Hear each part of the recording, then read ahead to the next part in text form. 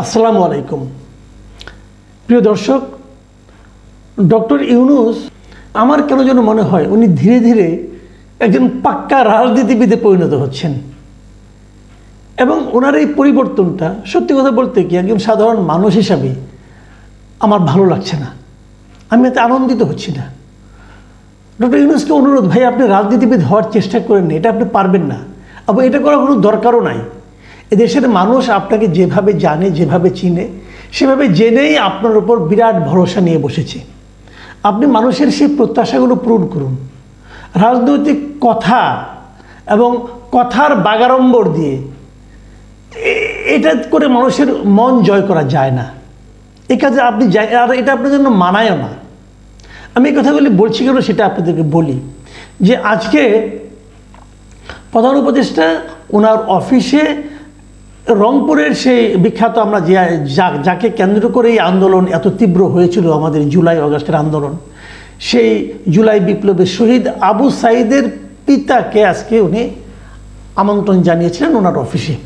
সেখানে ওনার হাতে ওনারা একটা শহীদ আবু সাঈদ ফাউন্ডেশন করেছেন। সেই ফাউন্ডেশনের সনদটা ওনার হাতে আজকে তুলে দিয়েছেন। সেখানে আবু সাঈদের ভাতিজা ছিল এবং ওনার পিতা ছিলেন, দুজনে ছিলেন এবং সেখানে ওনার সঙ্গে নানা রকম আলাপ আলোচনা করেছেন এবং প্রধান উপদেষ্টা নিজে ওনাদেরকে অভ্যর্থনা জানিয়েছেন। ওনারা নিশ্চয়ই খুশি হয়েছেন এবং ওখানে নানাভাবে কথা বলতে যেয়ে বলেছেন যে রংপুরের প্রতি তার কীরকম আন্তরিকতা, ভালোবাসা আছে, এগুলো নানা রকম কথাবার্তা বলেছেন। এবং বলার এক পর্যায়ে উনি যে কথাটা বলেছেন সেটা হলো, তিনি বলেছেন তিনি নিজেকে রংপুরের সন্তান বলে মনে করেন। এই বাক্যটা না, এটা পুরোটা একটা পলিটিক্যাল বক্তব্য। সমস্ত রাজনীতিবিদ এই কথাগুলি বলেন, যখন যেখানে যান সেখানকার সন্তান নিজেকে মনে করেন। এটা আমরা বলতে অনেকবার শুনেছি। আরেকজন ছিলেন, আরেক স্বৈরাচার ছিলেন জেনারেল এরশাদ। উনি কী করতেন, শুক্রবার দিন কোনো একটা মসজিদে গিয়ে নামাজ পড়তেন, পরে বলতেন যে গত রাত্রে উনি নাকি স্বপ্ন দেখেন যে এই মসজিদে উনি নামাজ পড়তেছেন। এই জন্য উনি মনে করেন যেটা আল্লাহর একটা ইঙ্গিত যে ওনাকে দেখে নামাজ পড়তে হবে। বাস্তবতা হলো, প্রেসিডেন্ট কোথাও যখন যান কোনো মসজিদে, তার 7 দিন আগের থেকে কিন্তু গোয়েন্দা বাহিনীর লোকজন ওই মসজিদের আশেপাশে রেকি করেন, চেক করেন কোনো সমস্যা আছে কিনা। এবং ওই সময় দেখা যেত 7 দিন আগের থেকে কিন্তু গোয়েন্দা বাহিনী আসতো, মানে 7-10 দিন আগে উনি ঠিক করতেন ওই মসজিদে যাবেন। কিন্তু যে এবার ওই মসজিদে দাঁড়িয়ে একটা নাটক করতেন যে গত রাতে নাকি উনি স্বপ্ন দেখেছেন। তো এই নাটকগুলো পলিটিশিয়ানদেরকে মানায়, ডক্টর ইউনূসকে মানায় না। ডক্টর ইউনূস তো ওরকম ট্র্যাডিশনাল পলিটিশিয়ান নন। উনি কেন হতে যান? আবার এর পাশাপাশি উনি আরেকটা দারুণ কথা বলেছেন। সেটা কি বলেছেন, যে উনি বলছেন যে আমাকে রংপুর থেকে আমাকে উপদেষ্টা ভাবুন, মানে আমি রংপুরের উপদেষ্টা, এইভাবে আপনারা আমাকে ভাবেন। মানে উনি রংপুরের উপদেষ্টা। তো এখন ওনাকে রংপুরের উপদেষ্টা ভাবতে হবে কেন? এই প্রশ্নটা আসছে কেন?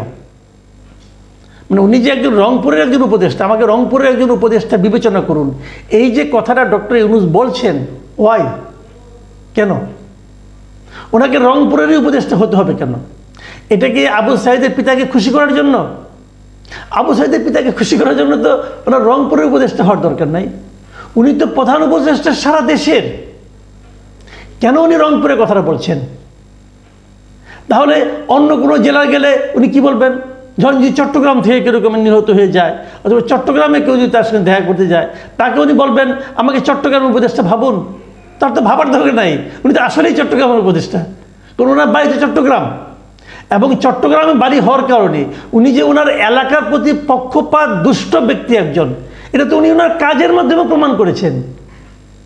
যে কাজটা উনি ওনার কাজের মাধ্যমে প্রমাণ করেছেন, তার বিপরীত কথা মুখ দিয়ে বলে তো কোনো প্রয়োজন নাই।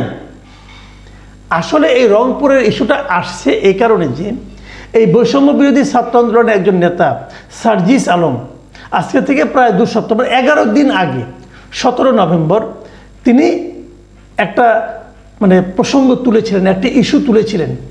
উনি বলেছিলেন যে এক চট্টগ্রাম বিভাগ থেকে উপদেষ্টা নেওয়া হয়েছে 13 জন। দেশের সমস্ত বিভাগগুলির মধ্যে এক চট্টগ্রাম বিভাগ থেকে উপদেষ্টা নেওয়া হয়েছে 13 জন 24 জনের মধ্যে।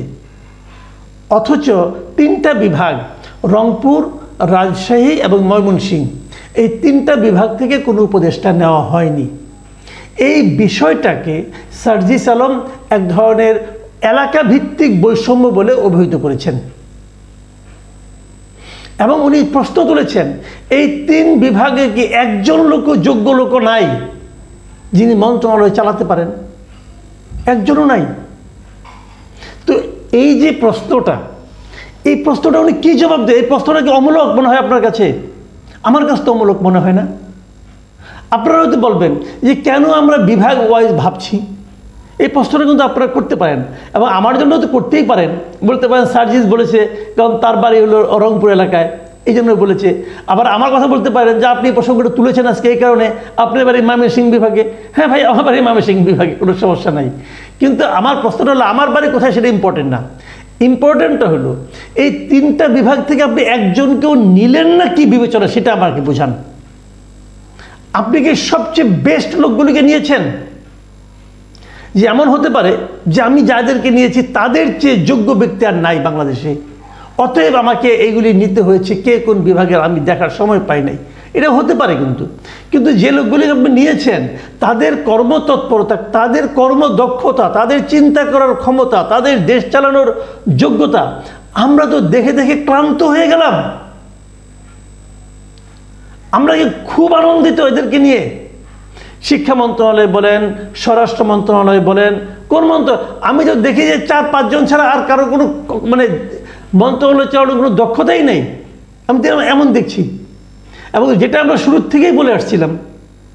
তাহলে আপনি খুব একটা দক্ষ লোক নিতে পারেন নাই, অথচ নিজের বিভাগে 13 জন নিয়ে রাখছেন। এবং নেওয়ার পর এখন এইটাকে, এই 3 বিভাগে নেননি, এইটাকে ঢাকার জন্য আপনি রংপুরের একজন শহীদের পিতাকে বলছেন যে আমাকে রংপুরের একজন উপদেষ্টা বিবেচনা করুন। কেন ওনাকে বিবেচনা করতে হবে? ওনাকে কষ্ট করে কেন বিবেচনা করতে হবে ভাই? আচ্ছা ঠিক আছে, ধরলাম উনি বিবেচনা করলেন, তাহলে রাজশাহী বিভাগের জন্য আপনি কি বলবেন? তাদের জন্য আপনি কী বাণী বলেন? রাজশাহী তো আপনার দেশেরই একটা পার্ট ভাই। আমি ময়মনসিংহের লোক, তা আমাকে বলেন ময়মনসিংহ বিভাগের লোকের জন্য আপনার কি বাণী, আপনার অমীয় বাণীটা কি আমি শুনতে চাই। আপনি কি বলবেন যে আমাকে ময়মনসিংহের একজন উপদেষ্টা বিবেচনা করুন? রাজশাহীর লোকে বলবেন রাজশাহীর উপদেষ্টা বিবেচনা করুন। তো বিবেচনা করতে হবে কেন ভাই? আমাকে কষ্ট করে বিবেচনা করতে বলছেন কেন? আমি কি হাজার চিন্তা করলেও আপনাকে ময়মনসিংহের উপদেষ্টা ভাববো না তোর ভাই? আপনি তো ময়মনসিংহের লোক না। এবং ময়মনসিংহের প্রতি, রাজশাহীর প্রতি, রংপুরের প্রতি আপনার যে আসলে কোনো ভেতর থেকে টানটা নাই, এটা তো আপনি প্রমাণ করেছেন নিজের বিভাগের 13 জন নিয়ে এবং এই 3 বিভাগ থেকে একজনকেও না নিয়ে। আপনি তো প্রমাণ করেছেন। তো বৈষম্য বিরোধী ছাত্র আন্দোলনের ফসল যে সরকার, সেই সরকার যদি নিজেই বৈষম্য করে উপদেষ্টা নিয়োগের ক্ষেত্রে এবং সেটাকে ঢাকার জন্য জোর করে ট্র্যাডিশনাল পলিটিশিয়ানের মতো কথা বলার চেষ্টা করে, এটা না বড় কানে বাজে, এটা শুনতে ভালো লাগে না। আমি ওনাকে অনুরোধ করব, পারেন নাই, নেন নাই, এই বিভাগগুলি লোকগুলোকে অপছন্দ করেন, করতেই পারেন, কোনো সমস্যা নাই। সেইভাবে আমরা আপনাকে বিবেচনা করব, কোনো সমস্যা তো নাই। আমাকে সবাইকে ভালোবাসতে হবে এরকম তো কোনো আইন নাই। আপনি আমাদেরকে ভালোবাসেন না, আমাদের দিকে তাকান না, নাও তাকাতে পারেন। সার্জিস আলমকে দিকে তাকান না, সে কথা বলতে পারে, আমরা বলতে পারি না, আমরা নিরীহ, আমাদের কথা বলারও কেউ নাই। ঠিক আছে, আমরা মেনে নিচ্ছি, তো কোনো সমস্যা নাই। এতে তো আপনার প্রতি আমাদের সমর্থনের কোনো ঘাটতি হচ্ছে না। কিন্তু আমি তো এখনও বলি ডক্টর ইউনূস সরকারকে আমি সর্বাত্মক সমর্থন করি, যতটুকু সমালোচনা করি যাতে নাকি ওনারা ব্যর্থ না হন সেই জন্য সমালোচনা করি। ওনাদের ব্যর্থতা আমাকে দেখতে হবে, এটা আমি চিন্তাও করতে পারি না। আমি ওনাদের সাফল্য কামনা করি। আমার ময়মনসিংহ বিভাগ থেকে আপনি একজন উপদেষ্টা বাড়ান নাই, তারপরেও করি। রাজশাহী লোকেরাও তাই করে, রংপুরের লোকেরাও তাই করে। কিন্তু রংপুরের সার্জিস আলম যে কথাটা বলেছেন সেই কথাটাও কিন্তু একদম আপনি গুরুত্ব নেই বলে উড়িয়ে দিতে পারবেন না। এবং তার সেই অভিযোগকে, তার সেই ইমোশনকে আপনি আমাকে রংপুরের মনে করেন এটা বলেও কিন্তু মেকআপ করতে পারবেন না। এই লাইনে চেষ্টা করেন না, বরং অন্য লাইন দেখেন। অথবা দরকারই নাই, বলেন যে আমি 3 বিভাগ থেকে ওকে নেবো না, সমস্যা নাই, আমি চট্টগ্রাম বিভাগ থেকে আরও 10 জন নেবো, আমার ইচ্ছা আমি নিব, এটাও বলেন, কোনো সমস্যা নেই, নেন, তাও কোনো সমস্যা নাই। কিন্তু এ ধরনের নাটক করার চেষ্টা করেন না।